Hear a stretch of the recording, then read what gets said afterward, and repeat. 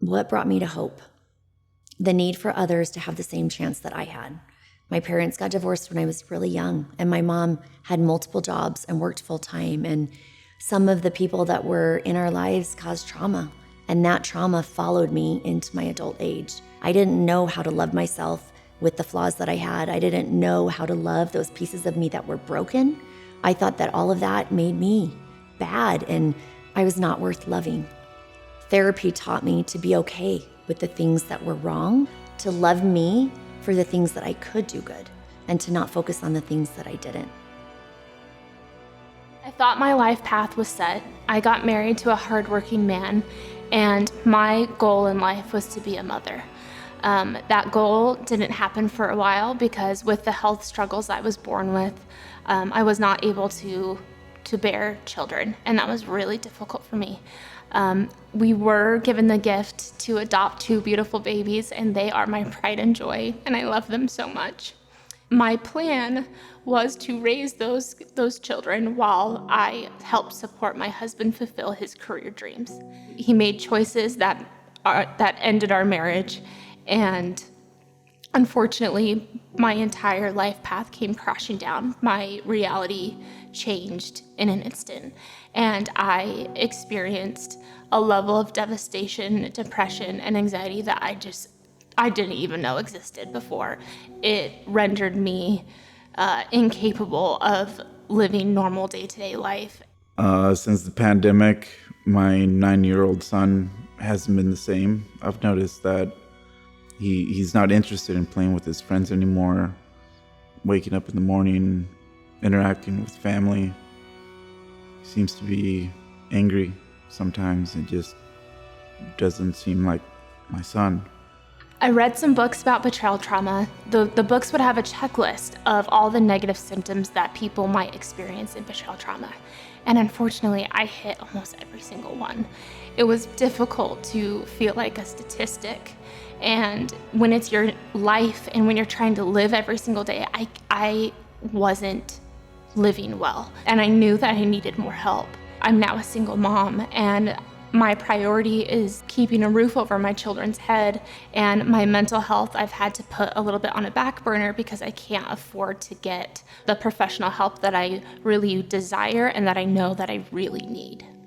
I knew something wasn't right with my son, and I had some people tell me that it was regular kid behavior, but it felt like it was more than that.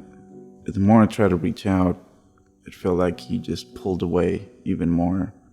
And as a father, you just want to protect your kids, you want to be there for them. But I felt so helpless. I felt like I couldn't do anything. And I thought about professional help. With the cost being so high, without having health insurance, it didn't seem possible. And it honestly just made me feel like I was failing as a parent. I just wanted to help my son. In 2013, Dr. Floyd Godfrey founded Hope Mental Health Foundation. He and a group of his therapists realized that there was a great need within their community for patients they were already treating or those seeking therapeutic services that were unable to afford them. They knew that there needed to be something that would help meet the needs of financial assistance for those who were asking for help. And as we started to ramp up and get everything in order, COVID came and shut everything down. So we worked through that year to try to put some resources and some systems in place, but we watched the mental health crisis that we were in become even greater. Right as the world began to open back up, started planning fundraisers, and since last November, we've been able to award over 770 hours of therapy services. When we adopted our children, I thought that I would have this strong marriage so that we could focus on their inner struggles, and their life has now turned into total chaos, and I want to support them as much as I can. And so in order to do that, I have to heal myself. I am currently grieving the life that is now ending, and I have a lot of anxiety about my future, but I know that I want to have a good life for myself and for my children. And that's going to take a lot of effort, but I'm so willing to do that effort. And the way that I can do it is through this Hope Foundation, giving me the opportunity to meet with a trained professional. They've been able to help us out. My son has been going to therapy, and his mood has improved. His grades are better. We've actually been going to therapy as well as a family, and we've been learning how to communicate better, and none of this would have been possible without the Hope Foundation. Hope Mental Health Foundation is giving others the ability to break cycles of destruction. These are just a few of the examples of applications that we get every month. This is our brothers and our sisters, our friends, our teachers, our family. Not one of us is not impacted somewhere by someone who's struggling with their mental health.